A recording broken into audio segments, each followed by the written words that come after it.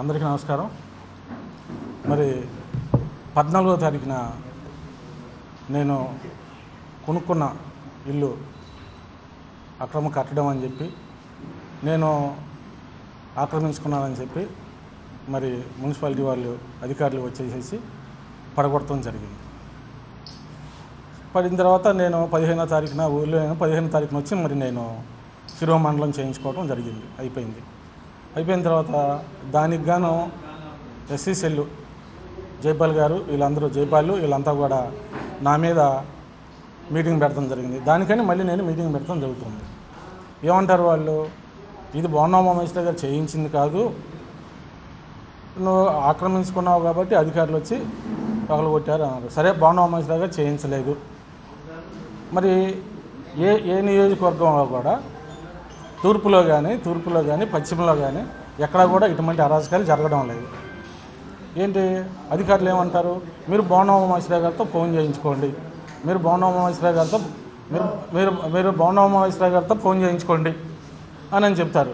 ఏమన్నా బోండామేశ్వర గారు, మా మిస్సెస్ ఉంది అక్కడ, సరేనని మా మిస్సెస్ ఫోన్ చేద్దామని ట్రై చేస్తే నేను వద్దని చెప్పాను.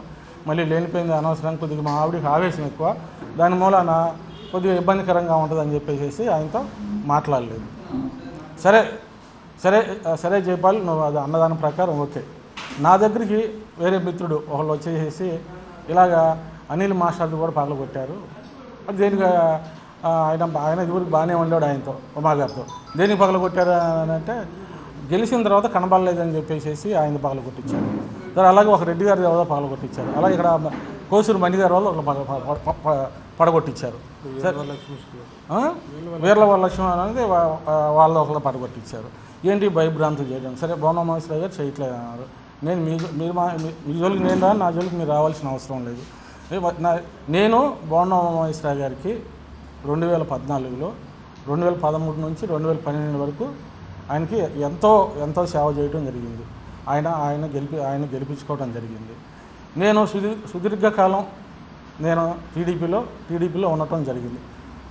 గద్దె రామ్మోహన్ దగ్గరికి కానీ, అలాగే ఎంపీగా పోటీ చేసిన చలసాని అశ్విని దత్ గారు కానీ, అలాగే మిత్రపక్షంలో ఎలియన్స్లో సిహెచ్ బాబురావు గారికి కానివ్వండి, ఇంతమంది దగ్గర చేశాను కానీ బోండామేశ్వర గారు చేసినంత అరాచకం ఎవరో చేయలేదు.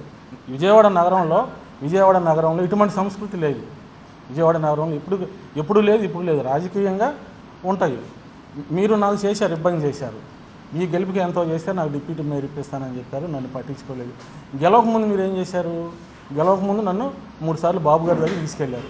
చంద్రబాబు నాయుడు గారి దగ్గర తీసుకెళ్ళి నాతో పాటు బాగా కష్టపడుతున్నాడండి, నాతో పాటు సమానంగా కష్టపడుతున్నాడని చెప్పారు మీరు.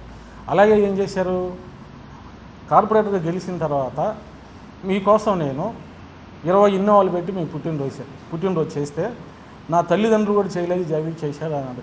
జగదీష్ నేను ఏం చేయమంటే అది చేస్తారని చెప్పారు. మీతో మీకు నా అనుమానం ఏంటి, నేను 2019లో మీకు చేయలేదు అన్నది. మీకు నేను చేసి 1 డివిజనే చేసి 5 డివిజన్లు ఇన్ఛార్జిగా నేను 5 డివిజన్లు ఇన్ఛార్జి చేయనని చెప్పేసి ఉంటే మీరు కళ్యాణేశ్వరరావు గారిని, గండూరు మహేష్ గారిని ఇంటికి పంపిస్తే అసలు నేను చేయను, మీకు పని అనేసి ఎందుకైనా మంచిదని చెప్పేసి ఇప్పుడు నన్ను పట్టించుకోలేదు మీరు. ఇక మీ దగ్గర ఉండనివ్వట్లేదు, మీరు మాట్లాడట్లేదు నాతో. నేను చేసిన ఏమో చంద్రబాబు నాయుడు గారు చెప్పట్లేదు. నేను ఇప్పుడు చంద్రబాబు నాయుడు గారి దగ్గరికి వెళ్తున్నాను, మీ గురించి మాట్లాడాల్సిన అవసరం నాకు లేదు, మీరే చేశారని చెప్తున్నారు. మరి ఇన్ని జరిగిన ఎంతమంది కూడా బోండామేశ్వర గారు అని చెప్తున్నారు. దానికి కానీ నేను ఇప్పుడు ఏ విషయం అయినా కానీ ఇంకా రేపు చంద్రబాబు నాయుడు గారి దగ్గరికి వెళ్ళి ఈ విషయాన్ని మరి నాకు జరిగిన అన్యాయాన్ని చంద్రబాబు నాయుడు గారు చెప్పి చంద్రబాబు నాయుడు గారు ఏమంటారో చూసి, ఎందుకంటే చంద్రబాబు నాయుడు గారి దగ్గర 5 సార్లు నన్ను తీసుకొని వెళ్ళాడు కనుక నేను చంద్రబాబు నాయుడు గారి దగ్గరికి ఏం జరిగింది అనేది కూడా అన్ని విషయాలు చెప్తాను. మీరేం చేశారు, డివిజన్లోకి సుజనా చౌదరి గారిని 2 సార్లు తీసుకొచ్చారు పెన్షన్లు ఇచ్చేటప్పుడు. సుజనా చౌదరి గారికి ఏం చెప్పారు, జగదీష్ బాగా కష్టపడుతున్నాడు, జగదీష్ మనం ఏదైనా సహాయం చేయాలని చెప్పారు. చంద్రబాబు నాయుడు ఢిల్లీలో నిరాహార దీక్ష చేస్తుంటే ఏం చేశారు, నన్ను ఢిల్లీ తీసుకుని వెళ్ళారు. ఫ్లైట్ టికెట్లు నేను తీసుకున్నాను.